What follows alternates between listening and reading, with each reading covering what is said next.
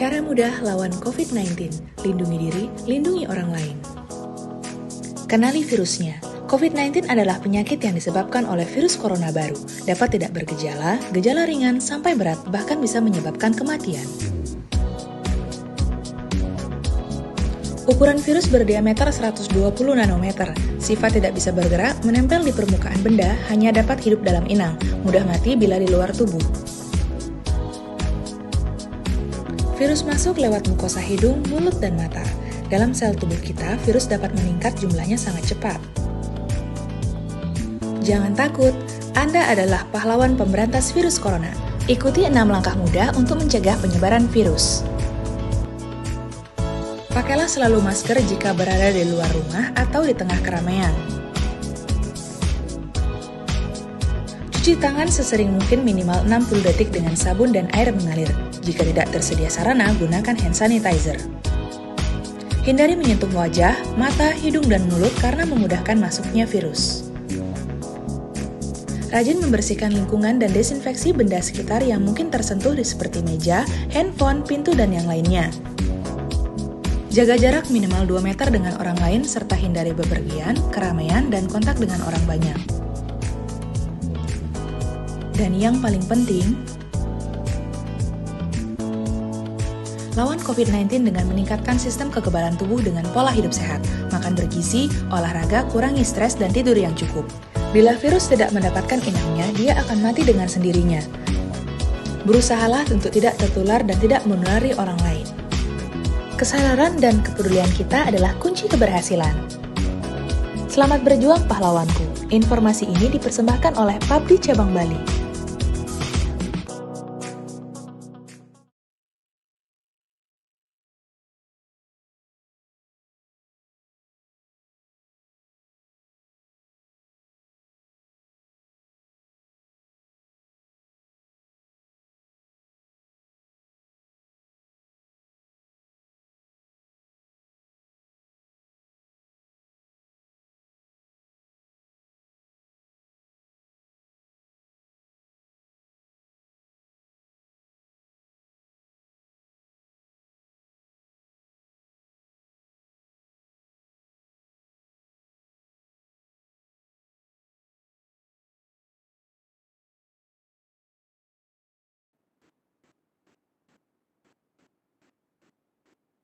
Selamat pagi warga Kota Denpasar, semoga hari ini tetap sehat dan masih disiplin untuk tetap di rumah saja ya.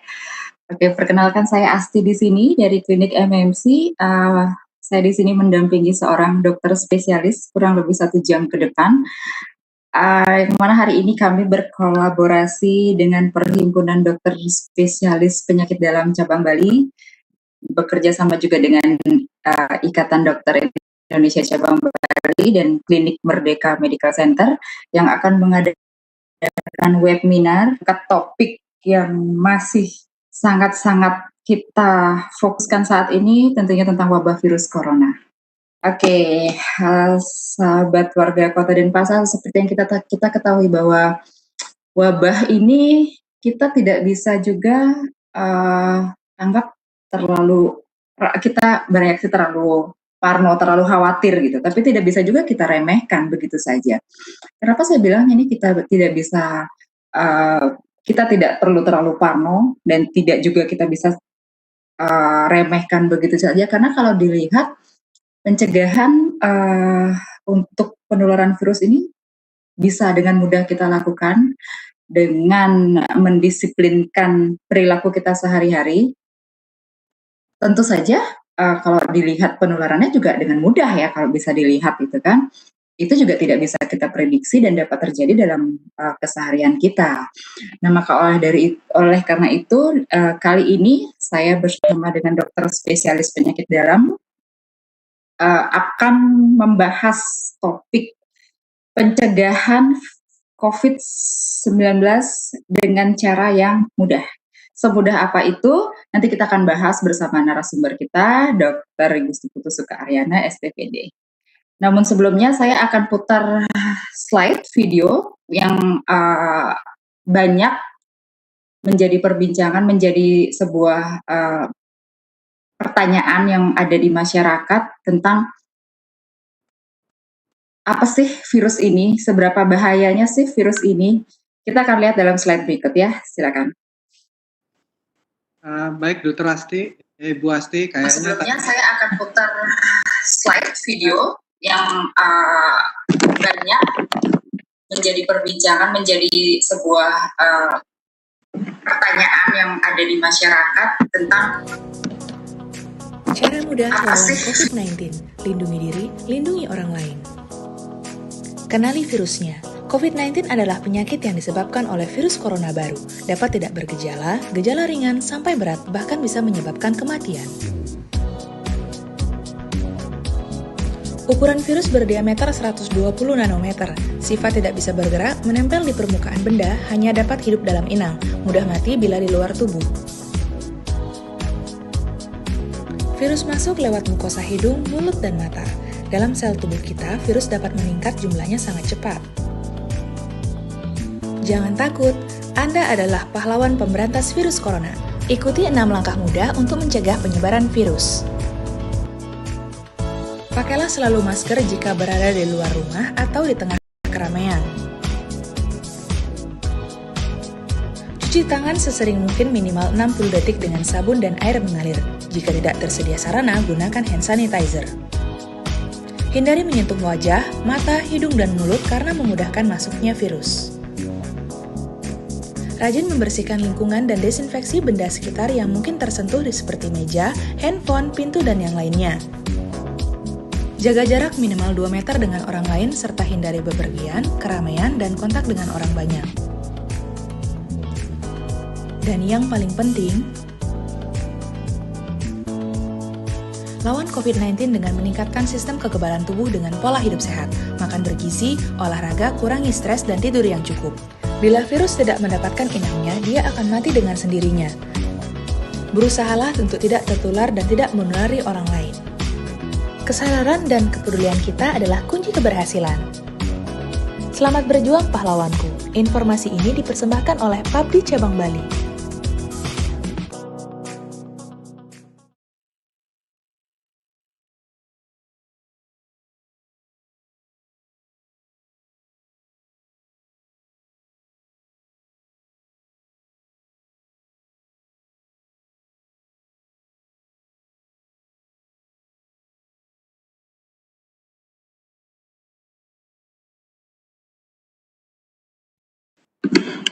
Baik, selamat siang pemirsa sekalian, semua peserta webinar awam kali ini. Terima kasih kesempatannya. Kita bertemu dalam kondisi ya seperti ini. Sebenarnya kita ingin tetap buka langsung karena ada suasana wabah, jadi kita melewati tatap muka dengan webinar seperti ini. Saya akan menyampaikan tentang bagaimana cara mudah melawan virus COVID karena saya ingin men-sharing bahwa virus COVID ini sesuatu yang tidak terlalu menakutkan sekali, tetapi kita harus waspada. Kita tidak boleh meremehkan, seperti apa yang disampaikan tadi Bu Asti. Dan mudah-mudahan informasi ini akan bermanfaat buat sahabat serta webinar kali ini yang hadir. Terima kasih kehadirannya, sudah meluangkan waktu di sini. Jadi saya memang adalah seorang dokter spesialis penyakit dalam basicnya. Jadi ingin berbagi informasi tentang ini karena menurut saya ini adalah hal yang sangat penting untuk diketahui masyarakat. Jadi wabah COVID memang sudah melanda di seluruh dunia, jadi kita tidak bisa main-main. Tapi sebenarnya caranya cukup mudah untuk melawan. Hanya saja kita tidak bisa disiplin, tidak bisa mentaati semua dengan baik, sehingga sampai sekarang kasus ini terus merebak dan kasusnya semakin banyak dan angka kematian sangat tinggi. Apa sebenarnya COVID-19? Jadi COVID-19 itu adalah sebenarnya sebuah singkatan saja. Dia disampaikan oleh WHO, Badan Kesehatan Dunia, merupakan kepanjangan dari coronavirus disease. Jadi, dia adalah sebuah penyakit yang disebabkan oleh virus corona, di mana virus corona ini adalah virus corona yang baru yang baru muncul di akhir tahun 2019, yaitu pada bulan Desember, yang kita tahu itu mulainya di Cina. Dan penyakit ini disebabkan oleh virus yang disebut sebagai SARS-CoV-2 atau sebuah virus yang sebenarnya virus yang menyerang saluran nafas.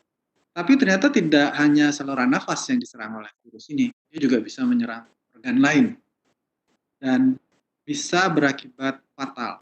Jadi gejalanya memang sangat bervariasi dari yang tidak bergejala, sehingga kita tahu sekarang banyak sekali yang bisa merasa sehat, bisa baik-baik saja, bahkan dia bilang, saya tidak sakit, terus kenapa harus melakukan seperti ini diisolasi, kenapa kita harus begini dan lain.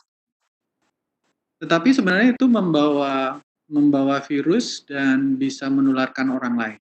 Itu yang tidak bergejala, dan yang tidak bergejala ini sayangnya jumlahnya lebih besar daripada yang bergejala.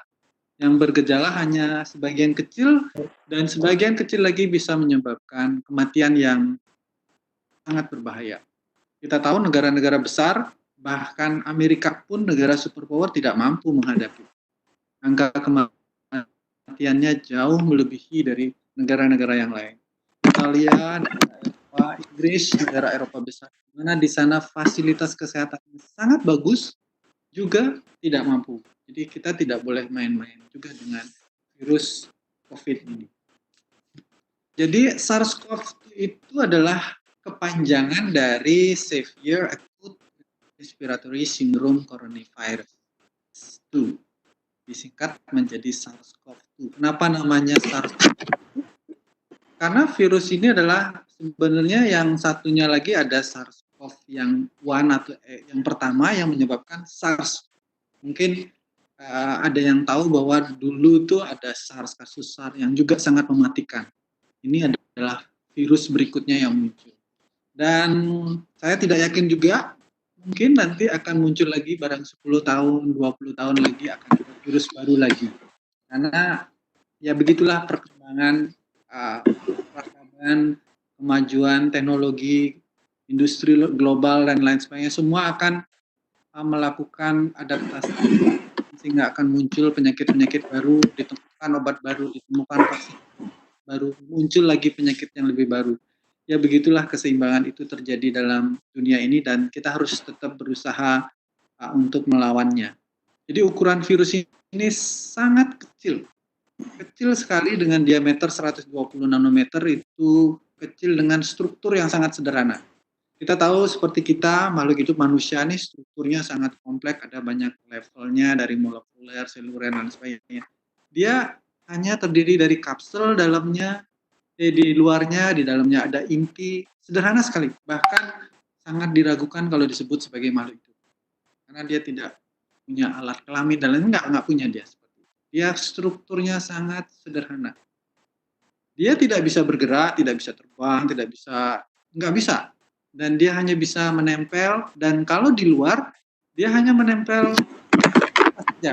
Waktunya sangat sedikit, dalam arti sangat pendek, sehingga dia sebenarnya sangat mudah mati di luar tubuh manusia.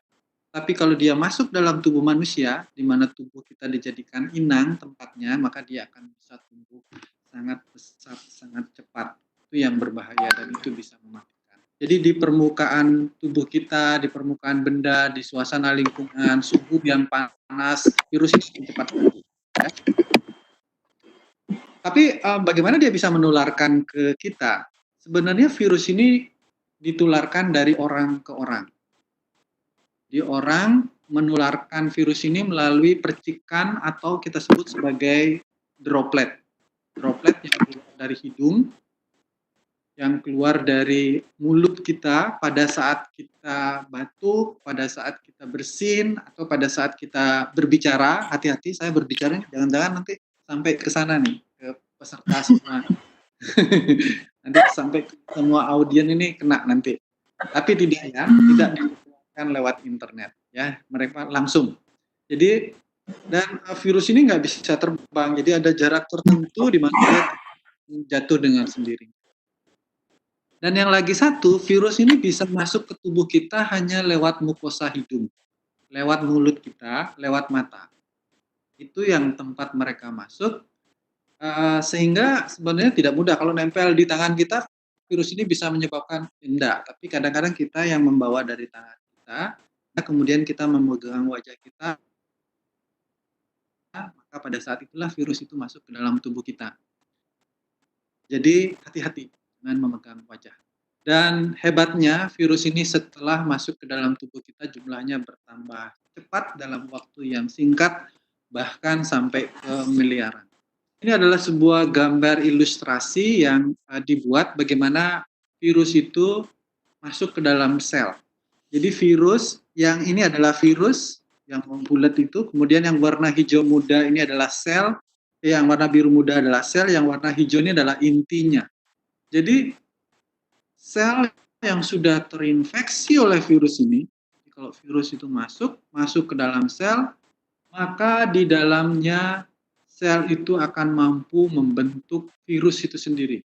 Jadi dia melakukan translasi, transkripsi, dan lain sebagainya sehingga dia bertambah jumlahnya. Jadi sel kita mampu membentuk virus itu. Karena virus itu sudah menginfeksi dan menyampaikan ke sel tubuh kita. Kamu bentuk dong saya. Akhirnya tubuh kita sendiri membentuk virus itu. Ini hebatnya virus itu mempengaruhi tubuh kita sehingga virus ini bisa bertambah banyak dalam waktu yang sangat cepat dan sangat fatal akibatnya. Kemudian bagaimana gejalanya? Gejalanya memang kalau infeksi virus pasti kita tahu gejala umum adalah demam, lelah, ya. Cuman kalau virus itu biasanya demamnya muncul tiba-tiba tinggi. Kalau bakteri cenderung kalau virus itu kalau penyebabnya bakteri dia panasnya secara perlahan, tapi kalau virus dia mendadak tinggi. Dan yang spesifik untuk COVID ini dia ada batuk. Batuknya itu kering, jadi tidak berdahak. Kalau batuk yang karena bakteri, itu dia akan mengeluarkan dahak yang cukup banyak. Kemudian ada beberapa gejala lain, rasa nyeri, hidung tersumbat, pilek, sakit tenggorokan, ada yang mengeluh diare. Tapi ada satu yang khusus, yaitu kehilangan rasa kecap dan penciuman. Jadi dia tidak bisa mencium apa-apa dan tidak merasakan apa-apa. Ini sangat spesifik juga ini. Dan ini sering dijadikan pintu masuk untuk mengarah pasien panas, kemudian kok rasa kecapnya hilang, penciumannya kok juga hilang, langsung wah ini pasti ada kemungkinan besar adalah infeksi COVID. Gejala yang lain dari ringan, sedang, sampai berat banyak dan bisa mengenai semua organ. Ini yang memang lebih rumit lagi virus ini karena bisa ada yang gejalanya di kulit dan lain sebagainya, itu ada banyak laporannya. Dan gejala yang lebih berat adalah dia akan menimbulkan sesak nafas karena intinya dia akan menyerang di bagian saluran nafas.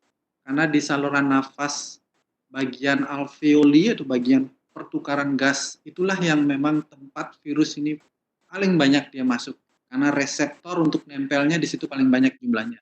Jadi dia akan masuk ke sana, menimbulkan sesak napas, kemudian radang paru yang hebat, kemudian infeksinya nyebar ke seluruh tubuh, kita sebut sebagai sepsis, kondisinya masuk dalam kondisi kritis dan bahkan bisa sampai pada kematian. Ya. Nah, yang tidak bergejala ini yang paling berbahaya, karena dia berpotensi menularkan ke orang lain. Kalau yang bergejala sedang, berat, tadi sudah langsung di rumah sakit, langsung diisolasi, ditempatkan di tempat khusus, yang masuk ke sana memakai pakaian lengkap. Tetapi yang di luar, yang tidak bergejala, bisa jalan, bisa ke pasar, bisa kemana-mana, ini yang sangat berpotensi untuk menularkan ke orang lain. Jadi ini yang menyebabkan kita harus hati-hati. Kita tahu ada beberapa klasifikasi, mungkin sering dengar di berita, ada yang disebut OTG, ada disebut ODP, ada disebut PDP, ada disebut sebagai kasus terkonfirmasi. OTG adalah orang tanpa gejala. Kita akan bahas satu-satu ya. Orang tanpa gejala, jadi orang itu tidak bergejala tapi memiliki kontak erat. Kontak erat maksudnya seseorang yang kontak fisik, berada dalam satu ruangan, atau sedang berkunjung dalam jarak 1 meter atau dekat, dalam 2 hari sebelumnya kasus muncul atau 14 hari setelah muncul gejala. Ini disebut sebagai OTG karena dia tidak bergejala tetapi ada kontak erat. Kalau ODP adalah orang yang mengalami gejala-gejala ringan, yaitu demam, ya, kemudian pilek, kemudian berdasarkan ini ada 14 hari sebelum timbul gejala memiliki riwayat perjalanan atau tinggal di wilayah yang dilaporkan transmisi lokal. Nah, sayangnya kita di Bali sudah termasuk transmisi lokal. Sehingga kalau muncul gejala-gejala ini kita harus hati-hati. Jangan-jangan COVID nih, jangan-jangan COVID nih. Kita akan selalu berpikir seperti itu. Tapi inilah yang membuat kita menjadi lebih waspada supaya kita cepat mengidentifikasi apakah kita COVID atau tidak. Kalau PDP itu gejalanya lebih berat lagi. Tidak hanya demam, ada batuk, ada sesak, ya. Kemudian ada riwayat kontak itu pasti. Kemudian ada demam dengan 14 hari terakhir sebelumnya timbul atau ada riwayat kontak dengan terkonfirmasi COVID-19, ya. Kemudian atau ada pneumonia atau radang paru yang berat di mana tidak bisa disebabkan oleh penyebab yang lain, atau gejala yang lain. Hanya kok ini bukan bakteri, ini virus, tapi ini bukan virus yang virus paru-paru biasanya. Nah, itu bisa kita curiga sebagai PDP namanya, yang kita curigai sebagai COVID. Ini yang terkonfirmasi. Yang dimaksud terkonfirmasi adalah sudah ada hasil PCR yang positif.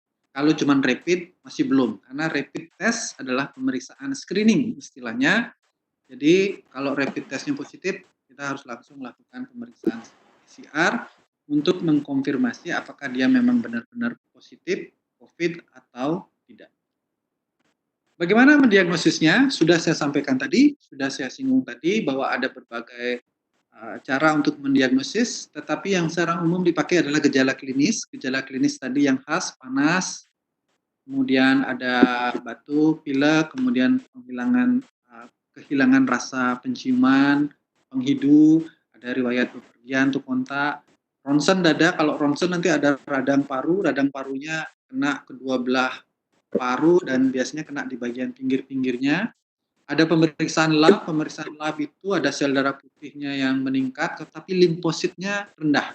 Kemudian perlu pengambilan swab. Ini swab dengan PCR dari hidung, tenggorokan maupun sputum. Kemudian pada yang berat bisa dilakukan pemeriksaan bilasan bronkus. Ini tidak dikerjakan karena sangat berisiko untuk menularkan dan biasanya kita hanya melakukan pemeriksaan sampai pemeriksaan swab saja.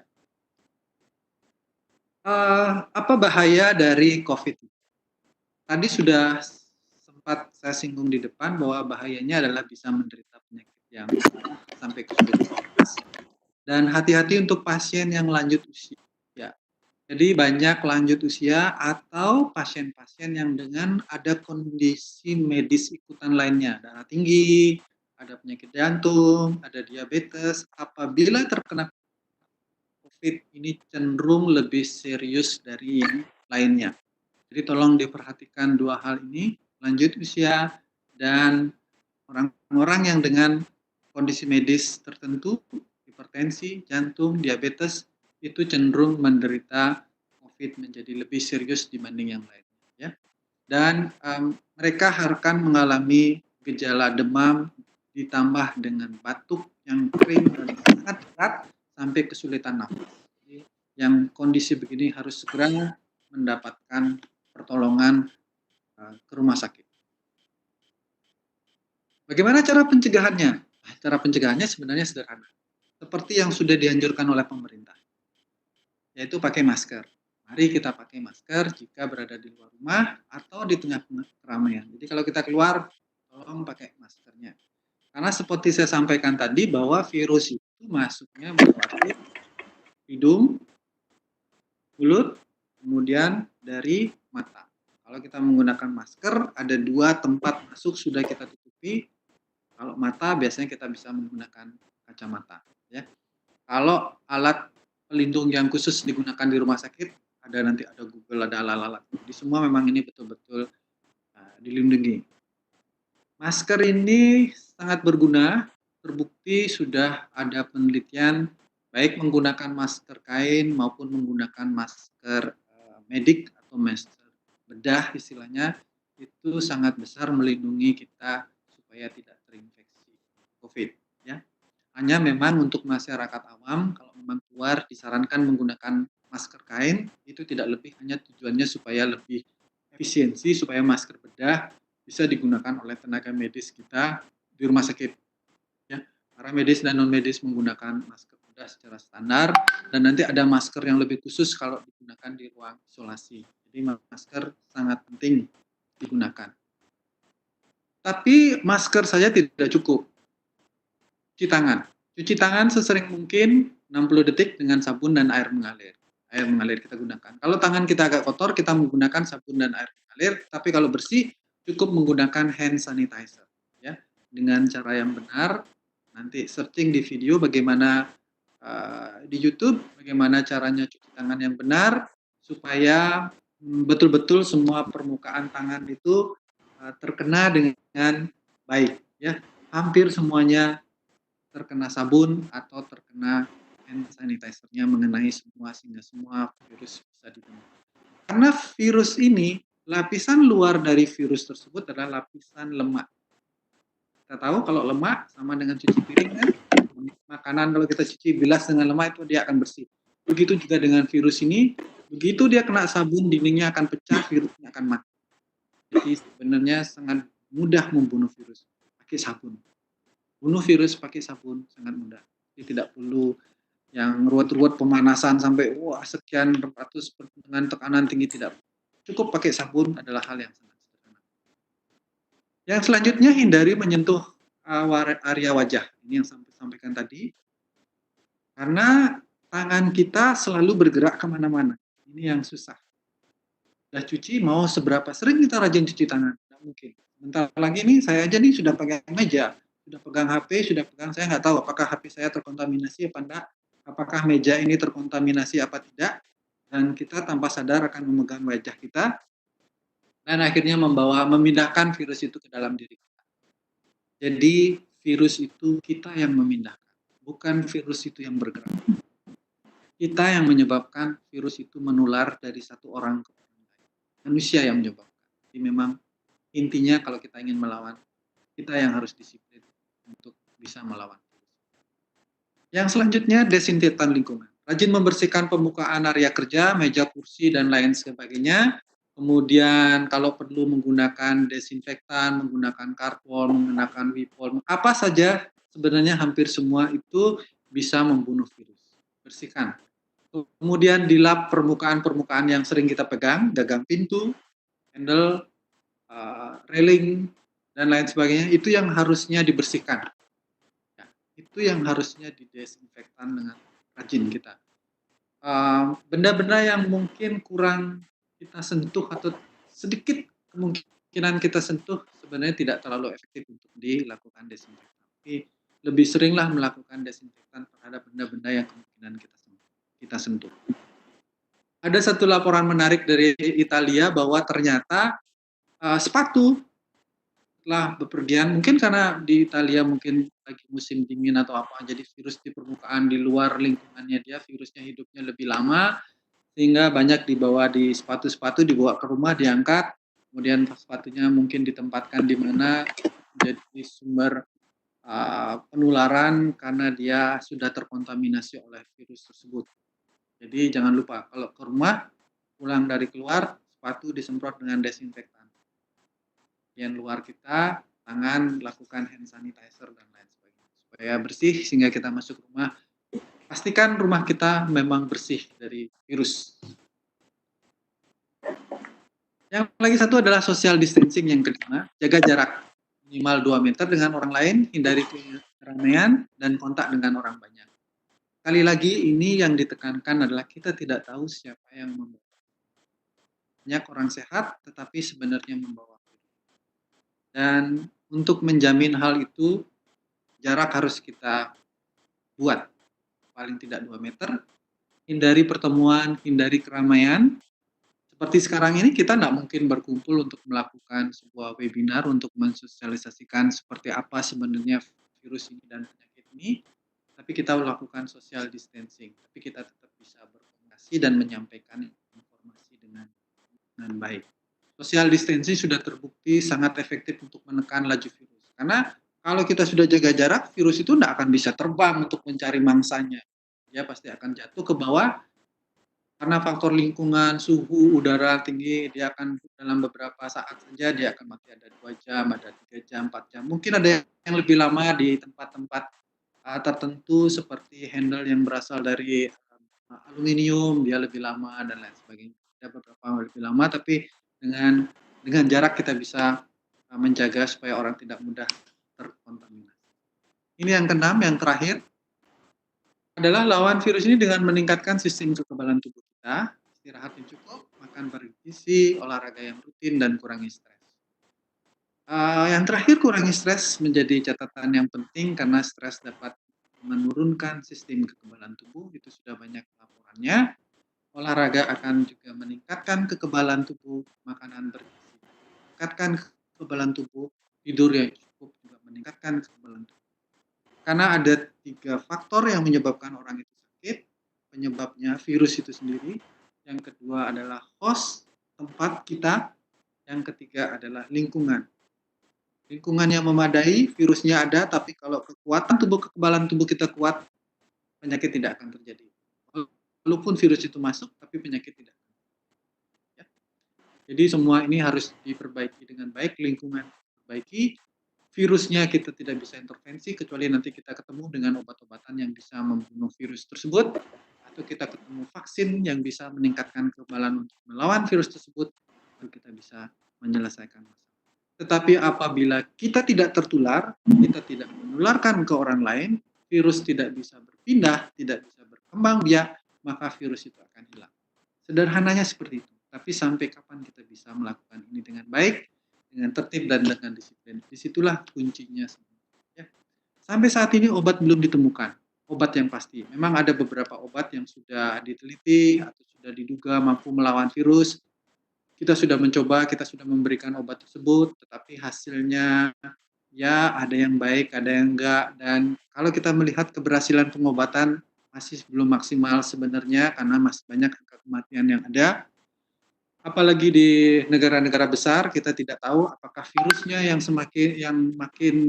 lebih ganas dibanding dengan kita, tapi kita bisa dikatakan relatif bersyukur angka yang kita dapatkan di Indonesia tidak seperti yang terjadi di Amerika maupun di Italia atau negara-negara besar lainnya.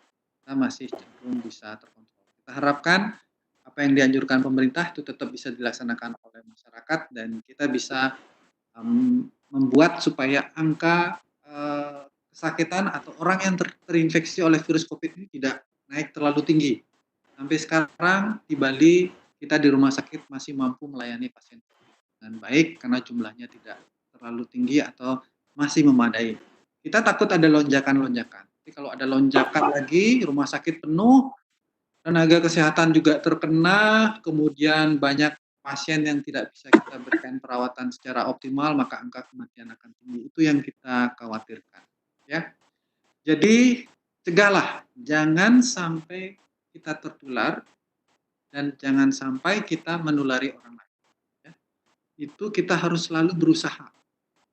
Kalau usaha ini dilakukan oleh setiap orang, oleh semua orang, saya yakin kita akan bisa melawan virus ini. Virus ini akan hilang. Ya. Kepedulian kita bersama adalah kunci untuk keberhasilan. Untuk itu informasi ini saya sampaikan. Mudah-mudahan apa yang saya sampaikan banyak manfaat. Sekian dari kami, dari PAPDI Cabang Bali bekerja sama dengan MMC. Selamat siang. Mudah-mudahan banyak manfaat. Baik, dokter. Terima kasih untuk informasi yang sangat padat. Kita balik lagi nih, Dok. Oke. Jadi beberapa kesimpulan yang bisa kita bisa kita rangkum dari informasi tadi yang dokter sampaikan adalah tetaplah menjaga perilaku hidup sehat dalam keseharian kita gitu ya, Dok ya. Tentunya sih itu yang paling penting, melakukan tindakan-tindakan yang mungkin terlihat sepele, cuci tangan, social distancing, tapi itu Kalau nggak dibiasakan tidak akan menjadi satu kebiasaan yang sifatnya berkesinambungan ya Dok ya. Tindakan kesadaran itu yang tetap harus kita jaga setiap harinya. Dan betul seperti kata dokter, berusaha untuk tidak tertular dari virus yang membahayakan ini dan tidak menularkan saudara-saudara kita, orang-orang terdekat kita dan masyarakat lain pada secara keseluruhan ya Dok ya. Dokter, oke, kita masih ada waktu, Pak Made dan dokter, masih ada waktu karena ada yang menyelipkan pertanyaan di live chat komen kita. Silakan. Masih ada waktu kita? Silakan, kalau ada pertanyaan silakan. Oke, baik. Tadi ada yang bertanya dari akun Bapak Teguh Yono. Pak Teguh masih join dengan kita? Kita harap masih join ya Pak di sana. Pak Teguh menanyakan, apa bedanya dengan batuk pilek seperti biasa yang pernah dialami sebelum adanya pandemi ini, Dok? Karena, nah itu yang terputus pertanyaannya. Mungkin kalau bisa saya disimpulkan gini, gejala terinfeksinya virus corona, seseorang terinfeksi virus ini adalah seperti yang dokter katakan tadi, gejala batuk pilek, tapi batuknya lebih spesifik gitu. Nah, apa bedanya Dok dengan gejala batuk pilek yang timbul seperti saat sebelum pandemi ini muncul? Silakan dokter.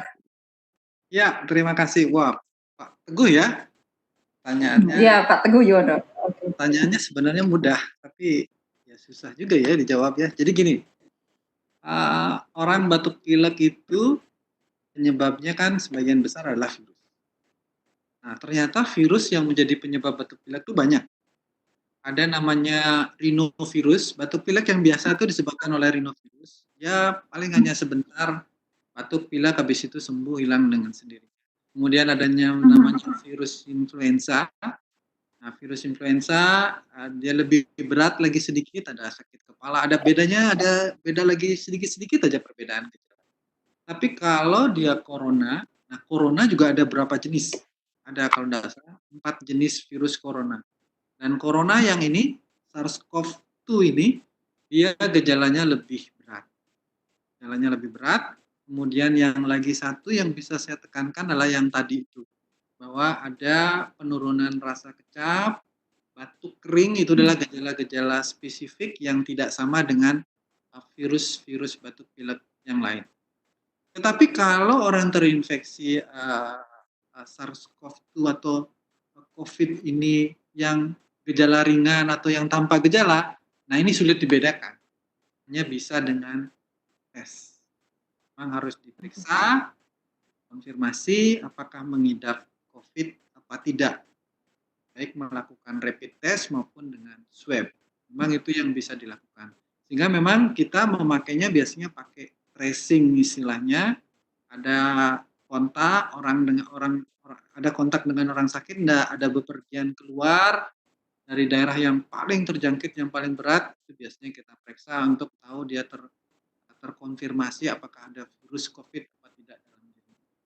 Karena gejala yang ringan ada. Jadi yang gejala ringan sulit dibedakan. Tapi kalau berat, sehingga memang akhirnya kalau ada batuk pilek biasa, ya konsultasi dengan dokternya, pastikan. Biasanya kita pasti menyarankan isolasi di rumah, kemudian dilakukan pemeriksaan tes dan lain sebagainya. Kalau cenderung gejala memberat, nanti langsung sakit. Nah, dugaan biasanya ke mungkin itu pasti. Baik, Pak Teguh, semoga jawaban dari Dokter Suka itu bisa menjawab ya pertanyaan Pak Teguh tadi. Kemudian ada pertanyaan lagi Dok, dari akun Bapak Agung Dharma. Apa yang menyebabkan pasien COVID-19 wajib swab negatif 2 kali? Wajib swab negatif ya Dok ya ini. Wajib swab negatif 2 kali untuk menyatakan kesembuhan. Sementara antrian PCR di lab daerah antriannya panjang dengan stok reagen kadang kosong.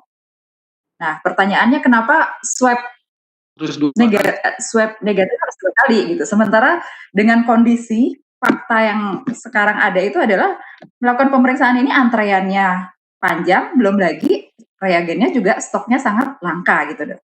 Silakan dokter. Ya, ini memang kondisi yang istilahnya paling sulit yang perlu kita ikutin regulasinya. Karena begini, pemeriksaan swab itu kita kan memasukkan kapas itu sampai kita masuk ke dalam mukosa untuk mengambil bagian supaya virus itu nempel. Kemudian kita ambil, kita masukkan, kita bawa ke lab, kita lihat pokoknya di macam-macam diolah-olah. Oh, di sini ada virusnya. Kalau dari logika di situ, kan kita bisa berpikir bahwa pada saat pengambilan mungkin dia tidak kena, tapi virus itu ada. Karena tempatnya kan kita tidak mungkin men-swipe semua tempat saluran nafas itu begitu banyaknya. Nah, itulah yang menyebabkan kenapa swab itu harus dilakukan 2 kali, minimal bisa meminimalkan kemungkinan itu. Kalau yang pertama tidak dapat, siapa tahu yang kedua dapat. Sehingga perlu 2 kali. Itu yang menyebabkan kenapa harus 2 kali, kita nyatakan baru bisa negatif setelah 2 kali pemeriksaan. Tetapi setelah dinyatakan negatif 2 kali pemeriksaan pun sebenarnya masih ada peluang walaupun lebih kecil lagi, bahwa ternyata mungkin 2 kali itu tidak ketemu gitu. Sehingga masih disarankan untuk isolasi di rumah, hati-hati. Sehingga tidak menutup kemungkinan nanti ada kasus bahwa sudah negatif 2 kali kok muncul lagi ada yang positif. Nah, yang begitu memang ada kemungkinan walaupun kecil. Marilah kita mengerti bersama bahwa semua pemeriksaan itu ada keterbatasannya, tidak pasti harus, wah ini pasti enggak seperti itu, tetapi kita berdasarkan persentase untuk mengurangi kesalahan yang terjadi. Jadi kita pahami bersama itu untuk kenapa akhirnya dibuat regulasi bahwa harus 2 kali, setelah 2 kali pun kok masih disuruh di rumah, kok disuruh masih isolasi lagi 14 hari biar lebih ya. Untuk lebih meyakinkan bahwa semua aman dan tidak menularkan ke orang lain. Karena kuncinya jangan sampai tertular dan jangan menulari. Ya. Oke, baik dokter. Kita tangkap sih ya poinnya. Jadi itu untuk lebih meningkatkan keakurasian dan validitas hasil gitu ya dok ya. Karena banyak-banyak faktor dan kemungkinan yang masih dapat terjadi dari rentang waktu dari pengambilan tes pertama kepada tes berikutnya itu masih banyak risiko ya, kemungkinan-kemungkinan yang masih muncul ya dok ya terhadap deteksi masih adanya virus dalam tubuh. Ya. Gitu ya dok ya, kalau bisa disebutkan. Ya. Baik, ini ada lagi satu pertanyaan dari akun Ibu Dayuningrum. Dok, perihal remdesivir, betul ya dok ya, bahasanya begitu ya kata-kata. Perihal remdesivir yang diklaim sebagai obat COVID, bagaimana menurut dokter? Obat yang namanya remdesivir dok.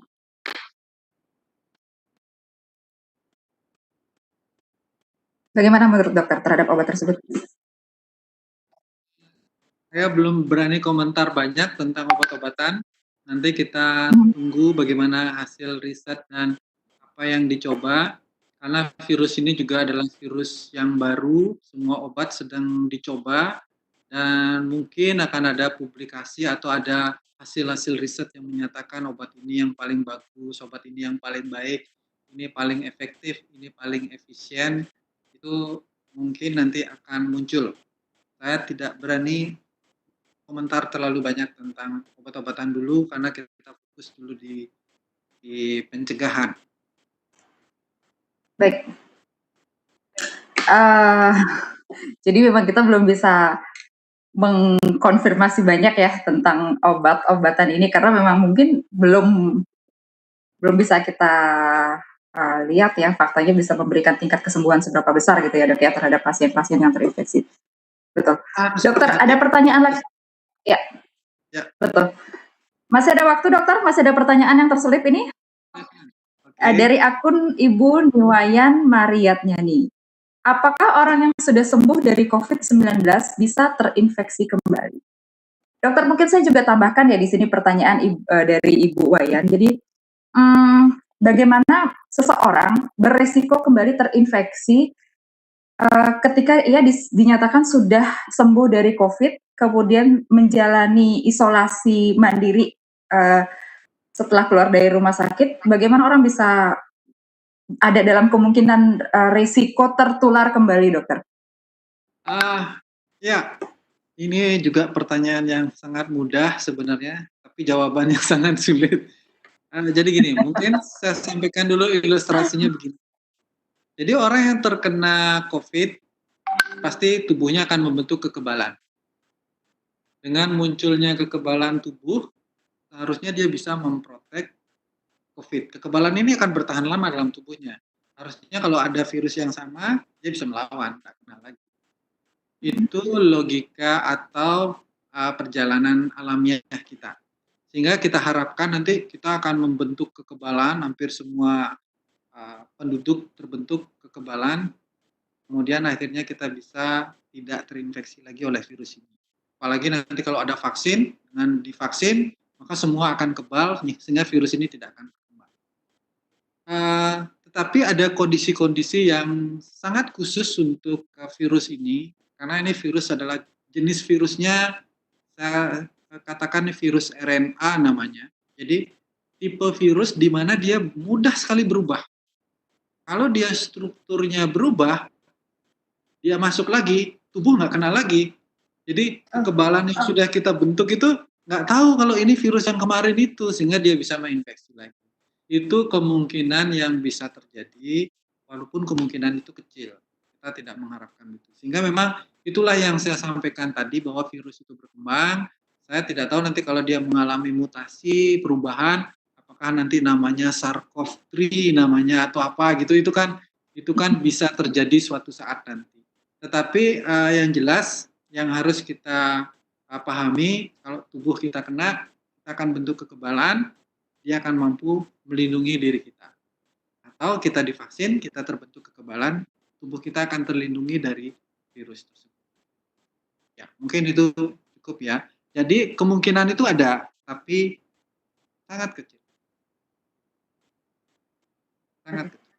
Dok, mungkin menyelipkan sedikit pertanyaan. Seandainya ditemukan vaksin untuk virus ini nih dok ya, seberapa besar sih vaksin ini akan memiliki kekebalan terhadap tubuh kita untuk terhindar dari infeksi virus, dok? Ya, cerita vaksin dan cerita virus adalah memang perkembangan manusia dan virus, persaingan antara virus dan manusia.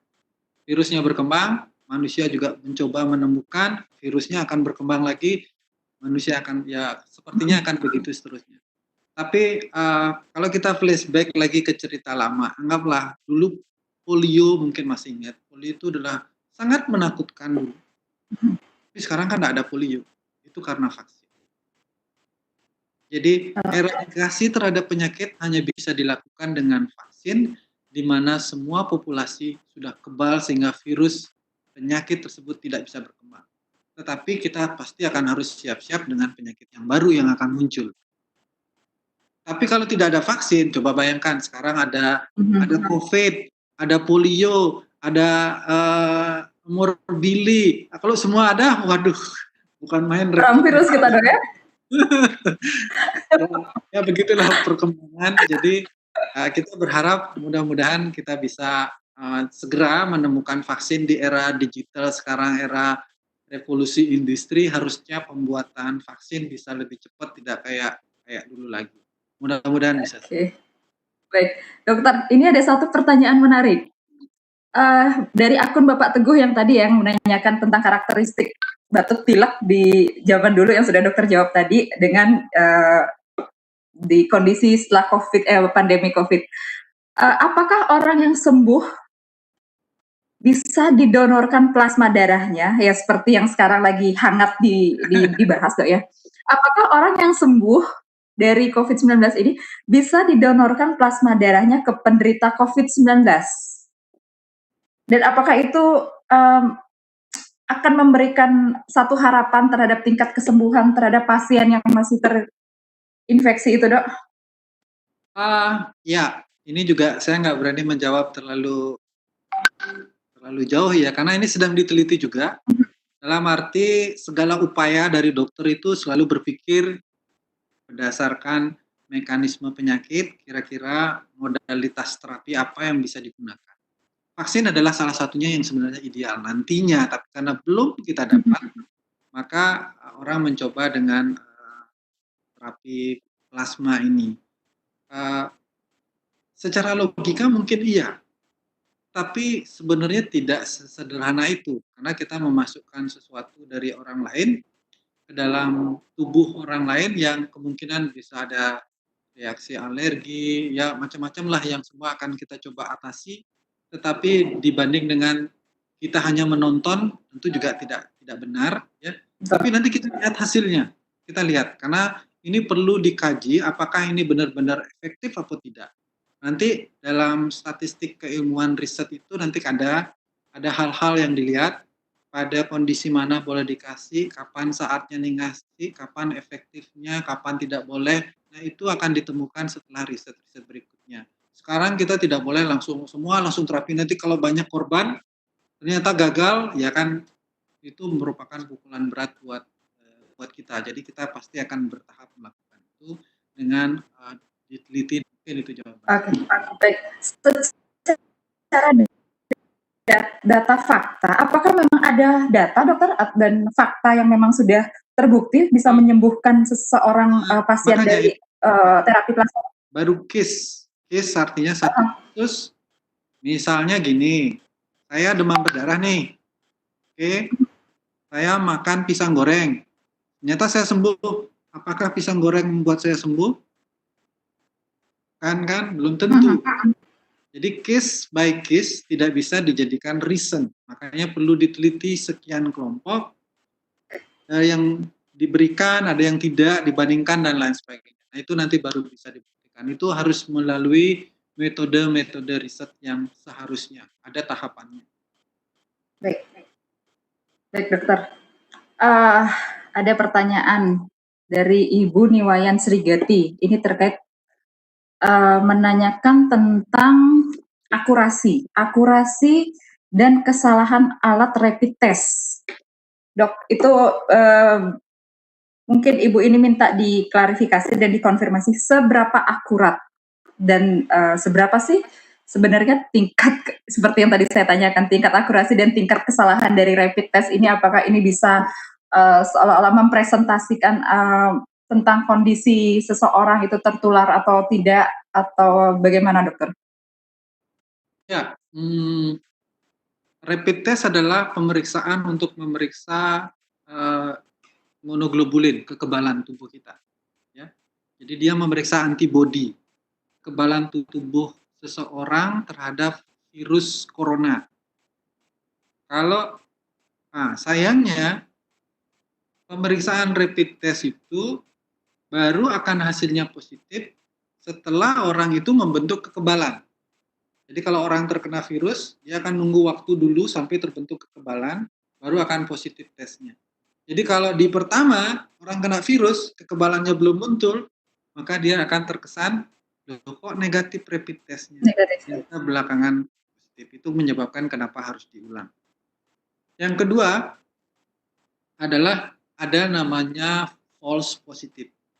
Tadi di awal saya sempat menyampaikan bahwa ternyata virus corona yang menyerang kita ada kurang lebih 4 atau 5 jenis.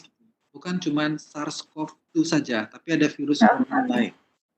Nah, virus corona lain inilah yang bisa menyebabkan false positive. Jadi positif. Karena ternyata dia kena virus corona yang lain, kemudian muncul kekebalan, dideteksi, jadi hasilnya positif. Padahal bukan COVID yang ini. Itu bisa kesalahan. Yang lagi satu adalah karena dia rapid test dengan teknologi produksi kualitasnya sangat penting, itu bisa juga mengalami kesalahan akibat akurasi dari alat masing-masing alat-alat rapid test, reagen yang digunakan dan lain sebagainya. Itu bisa terjadi. Makanya rapid test adalah merupakan pemeriksaan screening namanya. Jadi dia hanya di screening awal, tidak dinyatakan bahwa dia adalah positif apa enggak, perlu dikonfirmasi dengan pemeriksaan PCR dengan swab. Jadi langsung ketemu virusnya baru bisa.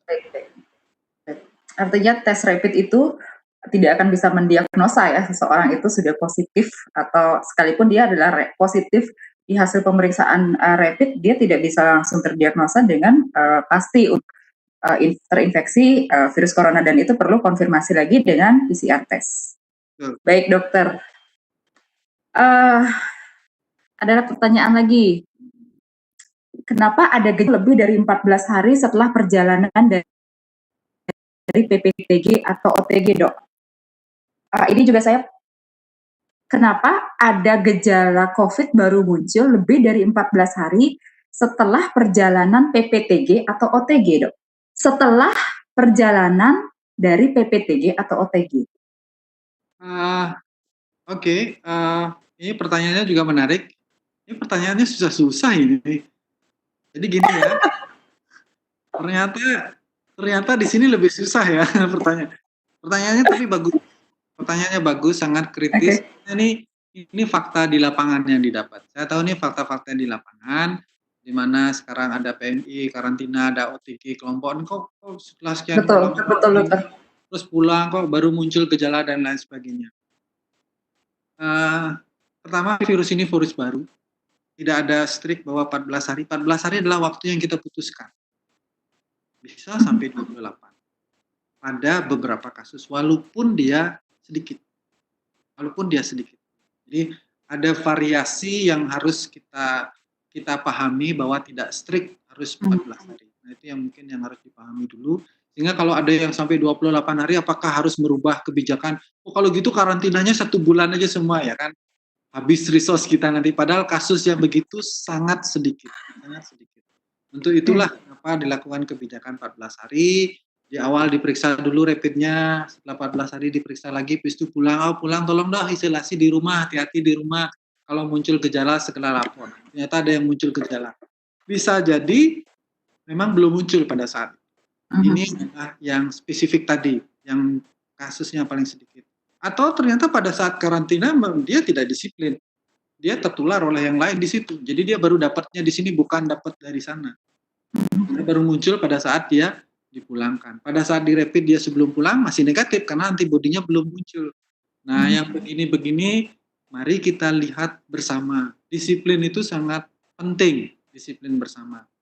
Jadi masyarakat adalah merupakan pahlawan COVID sebenarnya, seperti video tersebut. Siapa yang mau disiplin menjadi pahlawan untuk menjaga dirinya tidak tertular, atau dia menjaga dirinya tidak menulari orang lain. Mungkin itu aja. Terima kasih. Baik, terima kasih dokter. Kemudian pertanyaannya ini mungkin pertanyaan saya pilih dulu ya.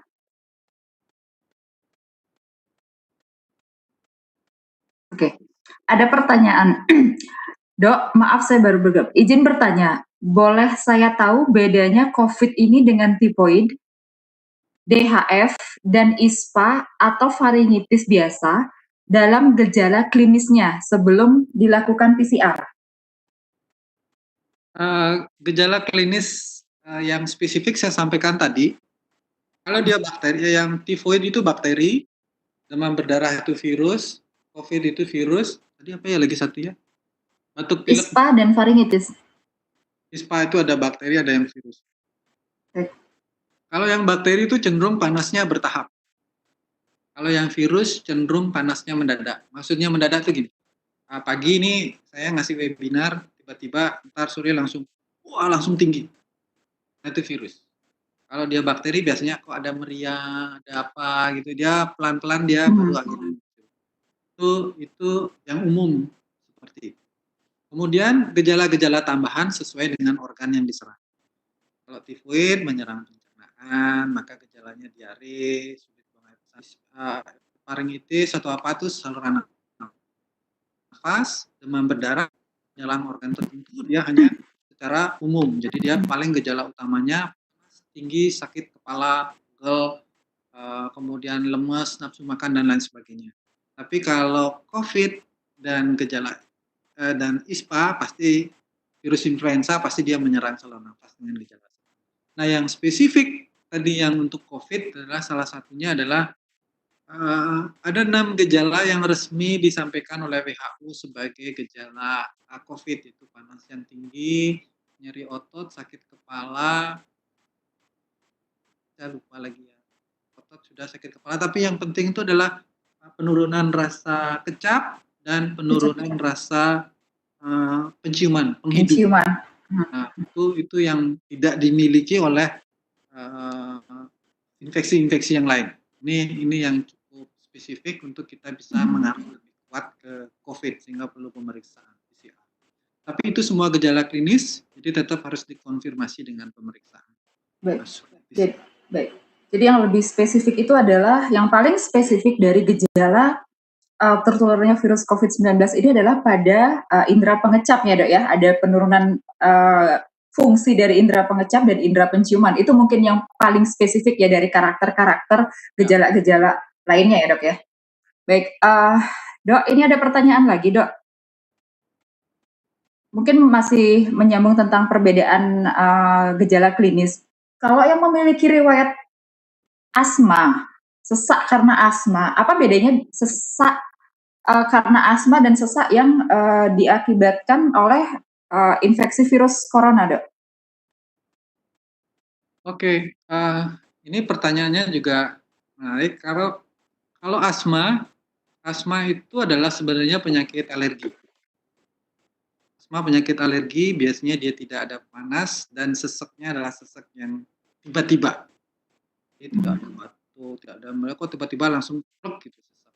Dan bunyi nafasnya bunyi mengi karena pada asma itu saluran nafas yang besar itu menyempit sehingga udara itu susah keluar sehingga bunyilah dalam bentuk bunyi mengi ngik ngik ngik. Nah itu kemungkinan besar adalah asma. Kalau COVID dia tidak menyerang di saluran nafasnya, tapi dia menyerangnya di alveoli namanya. Alveoli itu adalah bagian paling akhir tempat pertukaran oksigen. Jadi sesak berat, dia tidak ada bunyi mengi seperti itu dan dia kering, tapi oksigen darahnya turun levelnya. Jadi dia akan kekurangan oksigen sehingga butuh bantuan oksigen dengan segera harus diberikan. Itu yang terjadi pada COVID, itu yang membedakan. Jadi gejalanya sangat berbeda. Ya, karakteristiknya juga berbeda itu ya, Dok ya, sesaknya, Dok ya. Baik, itu pertanyaan tadi dari Natali Ferawati Simamora, semoga bisa terjawab. Kemudian ada pertanyaan lagi, Dok. Apakah virus COVID-19 masih bisa berkembang baik di musim kemarau? Dan seberapa efektif ketika berjemur dengan matahari di jam-jam tertentu? Pertanyaan ini disampaikan oleh akun IGD Diarnata. Silakan, Dokter. Oke, pertanyaannya bagus ya. Seberapa efektif kita? Jadi gini, tadi saya sudah sedikit menyinggung bahwa lingkungan yang virus.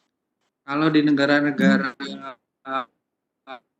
Amerika, Italia, apalagi pada saat musim dingin, maka virus ini akan cenderung hidup lebih lama di luar lingkungan kita.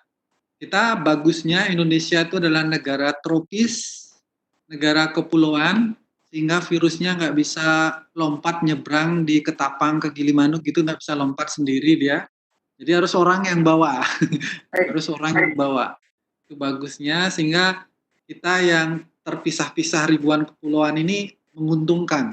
Tinggal bagaimana setiap pulau itu bisa memprotek dirinya masing-masing, melakukan kebijakan dengan kuat, sehingga bisa menangani atau menanggulangi atau meredam kasus itu tidak melonjak. Kemudian lingkungan tropis kita yang panas itu menyebabkan virus mudah mati. Saya kira kenapa proses penularan yang terjadi di Indonesia tidak seperti di negara-negara lain, ini adalah salah satu penyebabnya. Karena kita negara tropis yang panas, kemudian begitu negara kita adalah negara kepulauan, adalah faktor lingkungan yang sangat menguntungkan buat kita, sehingga mengurangi risiko penularan yang cepat, sehingga kita bisa bergerak dengan baik. Itu betul. Kemudian dengan berjemur, konsekuensinya berjemur virus cepat mati satu, tapi yang untuk tubuh itu meningkatkan vitamin D. Memang ada salah satu artikel artikel yang menyebutkan bahwa vitamin D itu sangat bagus untuk meningkatkan imun kekebalan tubuh kita. Jadi memang ya tidak ada salahnya kita berjemur untuk meningkatkan vitamin D karena terbukti di artikel tersebut orang-orang yang level vitamin D-nya rendah itu ternyata lebih gampang terinfeksi dan cenderung menjadi lebih berat kondisi COVID-nya dibanding dengan yang tidak. Ini juga yang menjelaskan salah satunya negara-negara yang non-tropis, yang di luar, yang sedikit mendapatkan sinar vitamin D, itu kejadiannya lebih buruk. Kita cenderung lebih strong lah, bisa lebih strong untuk melawan dibanding dengan negara-negara yang negara-negara lain. Ya itu ya seperti yang tadi kita sudah bahas, negara Italia seperti itu ya Dok ya, yang cenderung lebih memiliki kondisi cuaca lebih dingin tentunya Dok ya. Sehingga memang bisa dilihat juga dari data bahwa tingkat penyebaran virusnya di situ ya, tingkat Dok, masyarakat yang terinfeksi itu juga banyak ya di situ ya kasusnya ya Dok ya, lebih banyak ya di situ. Dok, terkait dengan jemur, jam efektif yang baik untuk jemuran itu jam berapa sih Dok? Karena kemarin ada perdebatan, jam sekian, itu matahari lebih banyak mengandung sinar UVA atau UVB-nya sehingga dapat mengakibatkan dampak yang lebih ini lagi terhadap kulit, atau sebenarnya yang efektif itu jam berapa sih Dok? Yang baik untuk berjemur Dok? Saya tidak tahu pasti ya exactly jam berapa. Tapi kalau saran saya sih ya rasa-rasain jangan terlalu maksa lah, jam 8 jam 10 itu cukup lah. Menurut saya kalau sudah lewat, sudah mulai jam 11, sinarnya terlalu terik, itu juga berbahaya buat kulit, ya kan. Itu juga ya iritasi, belum lagi kanker kulit dan lain sebagainya. Betul.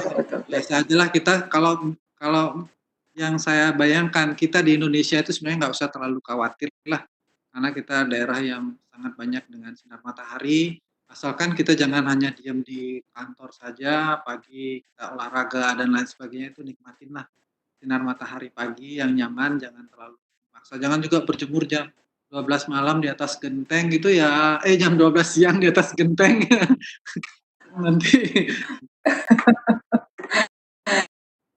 Baik Dokter, ini masih ada pertanyaan, sepertinya mulai banyak yang join Dok, dan ini ada pertanyaan lagi. Mohon sarannya Dokter, ini kembali, tadi kayaknya sudah sempat melontarkan pertanyaan dari akun Pak Agung Dharma. Mohon sarannya Dokter, bagaimana menjaga psikologis dan upaya kita dengan kasus baru yang meningkat tajam terus dan tidak turun-turun, dengan kejadian transmisi lokal sudah banyak. Bagaimana caranya kita menjaga psikologis? Ya karena tadi terkait dengan salah satu upaya pencegahan penularan ini adalah menjaga kesehatan fisik dan mental, tidak stres. Dan ini mengkorelasikan nih dengan tadi saran bahwa kita tidak boleh stres, tapi bagaimana menjaga kondisi psikologis supaya tidak gampang stres di masa pandemi ini. Silakan Dokter Suke dijawab.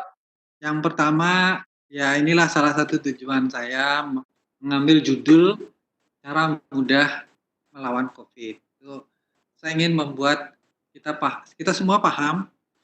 Jadi begini, kita akan cemas, khawatir karena kita tidak tahu apa yang menyerang kita, siapa yang menyerang kita, siapa yang akan membunuh kita. Tapi kalau kita tahu, pasti kecemasan itu akan menurun. Itu pertama saya yakin. Ya. Karena dengan kita tahu, kita bisa mengenal karakternya, kita akan bisa melakukan sesuatu buat diri kita. Oh, berarti kalau dia begitu, saya harus begini dong. Oh, berarti kalau dia sifatnya begitu, kami harus begini. Kita akan tahu dengan baik apa yang kita lakukan. Segala upaya yang kita coba, kita lakukan dengan sungguh-sungguh. Yang kedua, jangan lupa bahwa kita sakit, kita hidup, ya semua kan di atas yang mengatur. Upaya yang harus kita lakukan optimal. Memang hidup ini memang istilahnya selalu akan ada tantangan, selalu akan ada cobaan. Dengan mengenal dengan lebih baik, kita akan berani melawan. Kita akan berani melangkah. Oh, berarti saya harus begini, saya harus begini. Kalau gini saya nggak kerja gimana? Coba kerjaan online. Kalau nggak bisa kerjaan online, waduh income saya sedikit nih. Saya sudah 2 bulan nggak praktek nih Asti. Income saya sedikit. Oh, berarti saya harus dikurangi. Oh, kalau ada orang istilahnya keinginan kita ya jangan terlalu banyak lah. Betul. Pengendalian sebenarnya juga ya, Dok ya? Ajari merenung sekarang, coba renungkan. Kita tidak usah hura-hura, kita tidak usah pesta pora. Renungi ke dalam, kebahagiaan itu ada di dalam.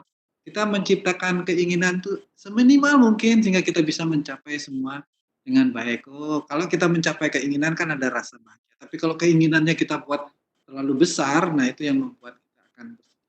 Janganlah saya ingin nonton bioskop, ya sudah tidak mungkin lah zaman sekarang nonton bioskop gitu modalnya. Ya di rumah aja. Buatlah keinginan-keinginan, kegiatan-kegiatan yang menyenangkan yang kita bisa kerjakan di rumah. Sehingga itu akan membahagiakan kita. Tempat bahagia itu banyak. Tempat bahagia itu banyak. Jangan tinggal kita melakukan kreativitas. Oh, saya senang berkebun, ya berkebun di rumah. Oh, saya senang memasak, ya masak di rumah. Saya senang kerjakan itu semua dengan baik. Ya, jangan menginginkan hal-hal yang tidak mungkin kita kerjakan di masa pandemi COVID. Mungkin itu saja tips yang bisa saya berikan. Baik, terima kasih dokter. Semoga itu membantu. Semoga itu sedikit memberikan kesejukan ya, karena memang ya betul, karena memang kesehatan mental psikologis di masa sekarang ini memang itu yang butuh, itu sebuah challenge gitu ya, itu yang sebuah tantangan gitu ya dok ya, karena memang kita tidak bisa pungkiri ini sangat-sangat mudah-mudahan gak stres ya saya, karena nanti stres katanya bikin melemahkan kekebalan tubuh dok katanya dok, jadi jangan stres kita ya. Oke dok, kita balik lagi sama pertanyaan dok, apakah bayi baru lahir bisa terinfeksi corona dengan plasenta ibu yang positif corona, atau dari droplet saja, atau dari droplet saja secara langsung? Maksudnya apakah dari itu bisa ditularkan dari plasenta si ibu, atau bayi pun bisa tertular hanya dari droplet saja secara langsung? Pertanyaan ini disampaikan dari akun Ibu Fikih Raisa Al-Balti. Silakan dokter. Pertanyaannya sangat menarik ini. Terus terang saya belum membaca mengenai perpindahan virus dari ibu hamil lewat plasenta ke bayi. Saya belum baca. Artinya kemarin saya ada sempat diskusi dari dokter kandungan dan lain sebagainya, nanti bisa dikonfirmasi ya. Tapi yang bisa saya sampaikan itu begini, ini adalah virus ini baru, mungkin saya salah, nanti ya, mohon dilihat lagi informasi yang lebih jauh dari segala sumber, bahwa virus ini dia butuh namanya reseptor, tempat dia melekat dalam tubuh kita. Reseptor itu namanya ACE2, ada ACE2. Reseptor itu akan baru berkembang setelah umur dewasa, dan pada puncaknya dia pada usia dewasa. Sehingga orang dewasa lah yang banyak terkena. Justru pada bayi dan anak-anak itu kalau di luar malah angkanya angka 0 malah. Karena dia virus ini belum berkembang, virus reseptor ini belum berkembang sehingga virus itu nggak bisa nempel masuk untuk menimbulkan penyakit pada bayi tersebut. Itu salah satu sudut pandang, tapi saya nggak tahu bagaimana dari ibu ke bayi lewat plasenta dan lain sebagainya, itu nanti mohon dilihat kembali. Tapi faktanya demikian. Tetapi pada usia lanjut memang reseptor ini berkurang, tapi ternyata sinyalnya makin kuat sehingga efeknya makin berat. Jadi orang tua mungkin lebih sedikit yang terkena tapi fatal akibatnya. Hingga sampai kalau di luar di Italia di mana ada sebuah panti yang isinya orang tua itu bisa semua orang tuanya meninggal. Itu sangat tragis, terus terang, sangat tragis. Jadi mari kita jaga usia lanjut kita, bukan berarti bayi kita jaga, anak-anak kita jaga, tapi yang saya tahu risikonya lebih kecil, tapi tetap harus waspada. Kalau ibunya menderita COVID, bagaimana cara menangani persalinannya, bagaimana caranya mencegah penularannya, baik dari ibu ke petugas tenaga kesehatan maupun ke bayi. Itu harus mendapatkan perlakuan. Mungkin itu yang bisa saya jawab. Baik, terima kasih dokter. Ada pertanyaan dari akun Peri Burhan. Dok, apakah sudah diketahui molekul atau gugus aktif dari COVID-19? Ini pertanyaannya medis ya dok ya? Molekul gugus aktif itu Molekul maksudnya atau gugus aktif dari COVID-19 ini? yang jelas virusnya sudah diketahui, lapisannya apa saja, di dalamnya isi apa saja. Untuk itu vaksin sedang dibuatkan dan obat sedang dikaji karena berdasarkan bagaimana dicoba obat-obat yang ngebloknya di mana. Di blok jangan sampai melekat dengan reseptor, di blok jangan sampai dia bertambah jumlahnya setelah masuk, di blok bagaimana dan lain sebagainya. Yang jelas sudah diketahui, tinggal sekarang menemukan vaksin dan menemukan obat yang paling tepat untuk melawan virus. Baik, dokter, saya rasa semua pertanyaan sudah kita cover, dok. Sudah selesai berarti. Terima kasih kepada audiens yang sudah join mungkin selama 1 jam lebih ya dan memberikan pertanyaan-pertanyaan menarik sehingga menambah informasi kita lebih banyak ya tentang virus corona ini. Bagaimana virus ini menularkan dan bagaimana pencegahan dari virus ini itu mungkin sudah kita kupas. Menarik sekali dokter siang ini, informatif. Jadi hal-hal seperti ini mungkin ini hal positif ya, makanya salah satu bisa kita lakukan ya dok ya.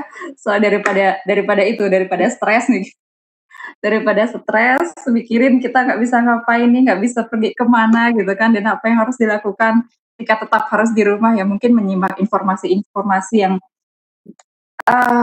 positif, memberikan efek positif ya dok ya buat kita memberikan. Saya harap apa yang saya sampaikan adalah sesuatu yang tidak menakut-nakuti, tapi kita mengenal baik virus dan penyakit ini sehingga kita tahu bagaimana cara pencegahannya.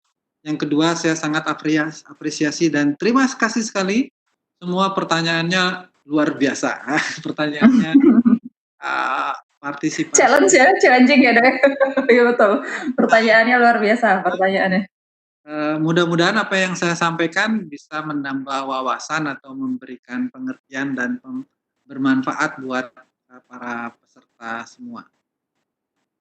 Baik, terima kasih banyak dokter, dan perlu kita sampaikan di sini juga melalui webinar ini bahwa jika teman-teman audiens, sahabat semua ada yang mau berkonsultasi lebih lanjut lagi dengan Dokter Suka Aryana, ya karena kondisi seperti ini kita tentunya juga harus melakukan physical dan social distancing gitu ya dok ya.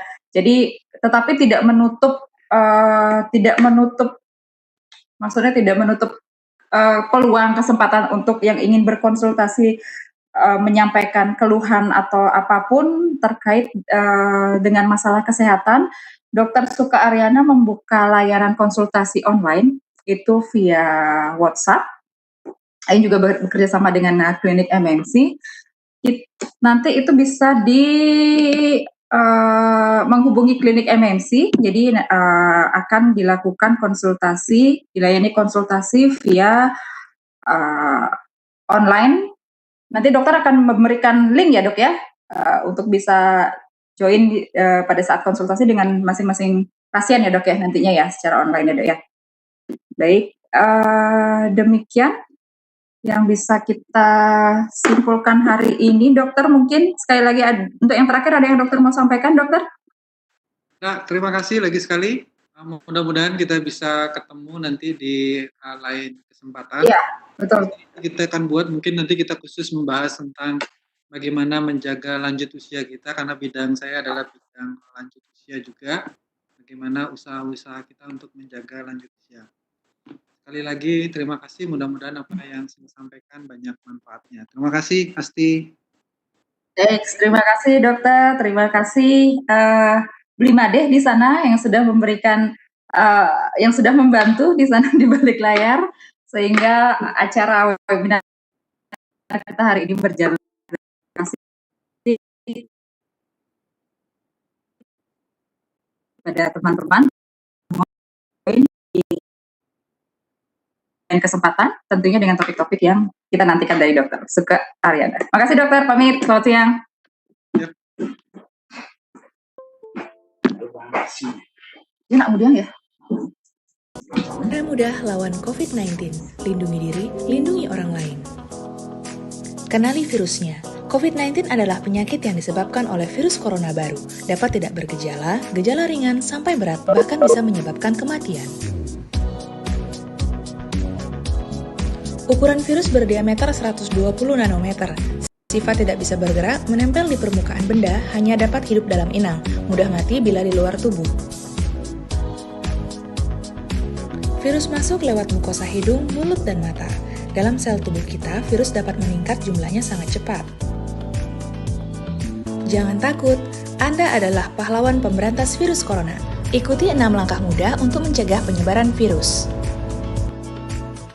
Pakailah selalu masker jika berada di luar rumah atau di tengah keramaian.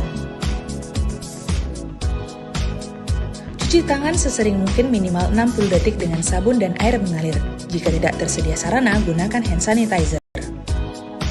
Hindari menyentuh wajah, mata, hidung, dan mulut karena memudahkan masuknya virus.